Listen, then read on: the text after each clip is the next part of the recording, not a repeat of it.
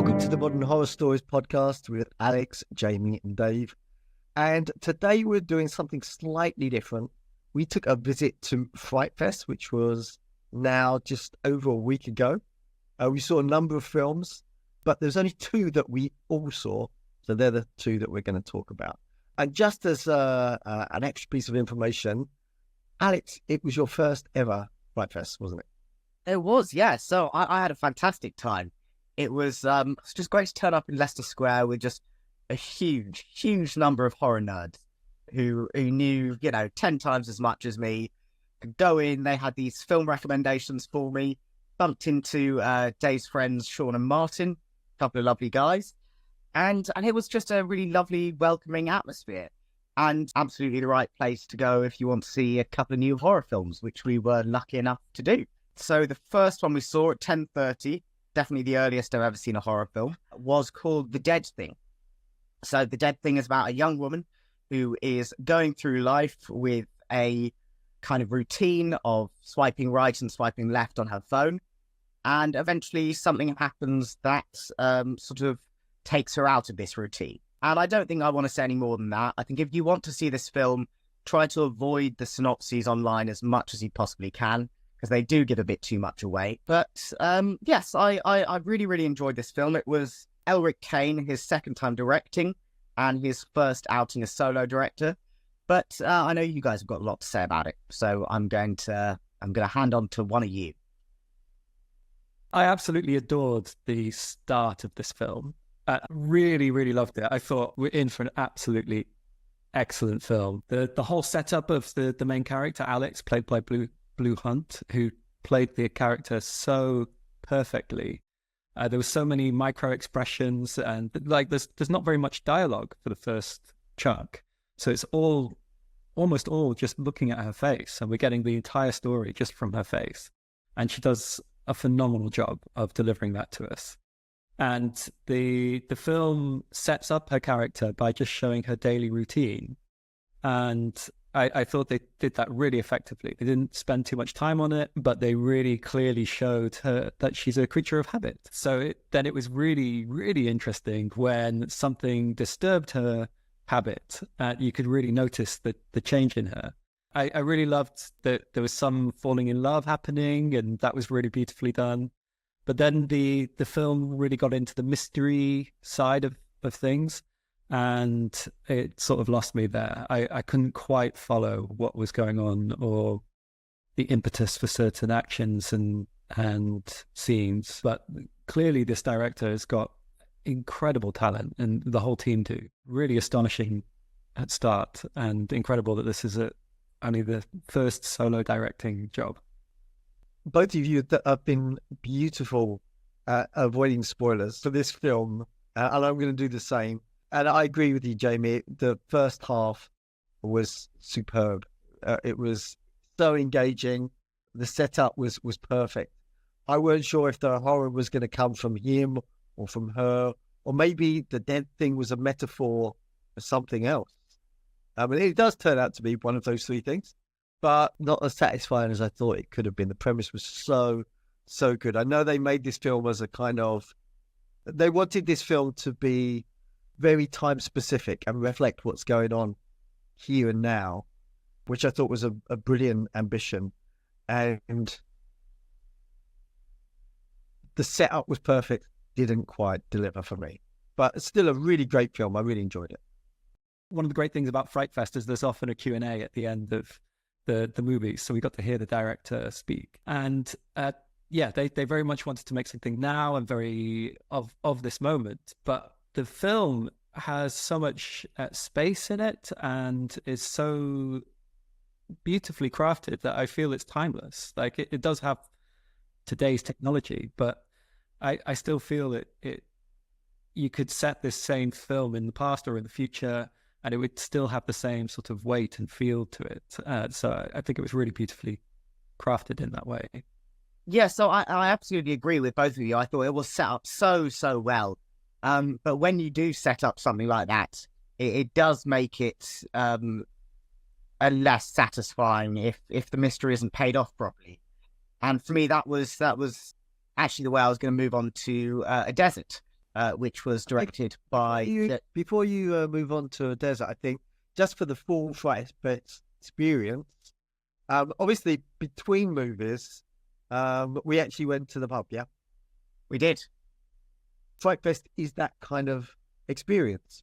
You get to see a film and then you go to a cafe or go to a bar and have a chat about the movies with your friends or often other people at the festival. And so it's a really great experience. And just to maintain my critical sensibilities, I settled for a hot chocolate. So not to warp my judgment for the second film. I think what Dave's implying here is that I should probably be honest about my alcohol intake before going into the second film, which was a desert. I had a couple of pints of Guinness, which maybe affected how positive I was about the film by the end of it. But to be honest, I stand by that as a critical decision. So, A Desert was the directorial debut of Joshua Erkman, and I thought this immediately made me think, what a brilliant setup. I mean, really, I think one of the best opening acts of a horror film I've seen. We open with Alex, who's this photographer, and we sort of understand his routine, and we go in to this motel where he makes a noise complaint about the room next door. And he finds himself confronted by this very sort of charismatic, but very dodgy seeming redneck bloke who... him and his sister come into the room and all sorts of stuff happens. And the first act is absolutely brilliant. And after that, it became this sort of a lot of really disparate ideas that didn't necessarily connect for me. And I think if I watch this film again and the last two acts just felt entirely based on that first act, I think this film would have been absolutely brilliant. But for me, it did sort of start becoming quite disparate. Plot points started separating all over the place. Some of the new characters we were introduced to weren't quite as compelling as the ones we had in the first act. But I'm curious to hear what two people who were entirely sober throughout this film thought, because you've probably got more relevant opinions than I do. I actually absolutely agree with what you just said, that I mean, it's extraordinary that this is a directorial debut. The film, the way it opens is just stunning. And I could watch that first setup. That could be an entire feature. And I think it would be incredible. So it starts with Alex, this character, driving through desolate towns that have been abandoned or are mostly abandoned.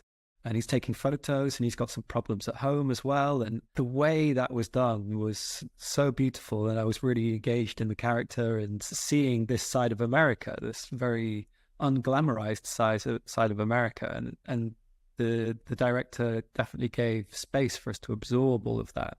But as you say, when it gets into the second and third acts, it did lose me somewhat. And it almost had a surreal edge to it at times, and I wasn't quite sure where it was going. Like, there was a character that was introduced maybe 15 minutes before the end, and then nothing happened with that character. They just had a monologue, and that was it. Also, I felt like the tone shifted a huge amount in the last 5 minutes or so of the film, and I don't know, it just didn't quite gel with me.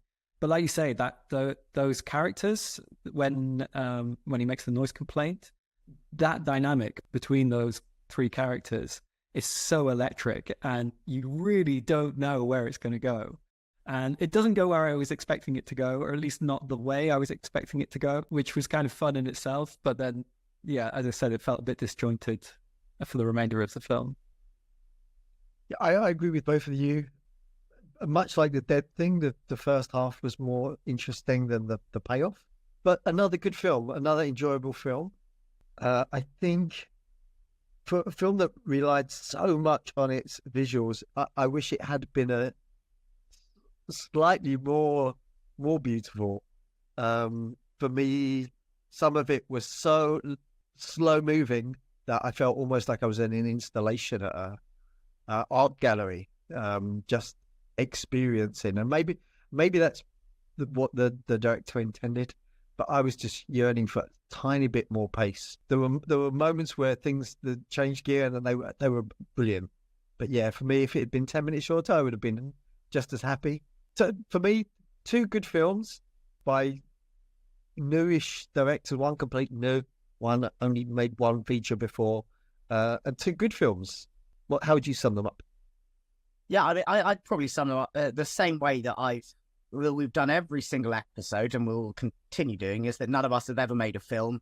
I would be very proud of myself, I think, if I'd made either of these two films, certainly if they were my first film. So, yes, I mean, we can criticize and sort of messed about and tweak little things as much as we want, but we haven't gone out there and made a film. And I applaud all of these filmmakers on both The Dead Thing and A Desert, because they've done it.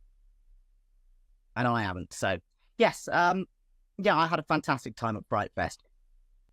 Yeah, it's really hard to overstate how much work and effort it is to make a film, especially a feature. The number of hours and years that can go into making something like this, and the number of people involved is really staggering. How extraordinary that Frightfest gives a platform for people to share these works that they've created that might not necessarily get a mainstream release yet, but this gives us a great launching pad. Like, we watched the world premiere at Frightfest, which incredible for the filmmakers, incredible for the audience.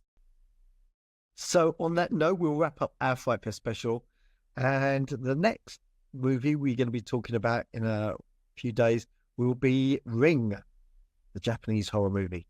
So hopefully see you there. See you guys soon.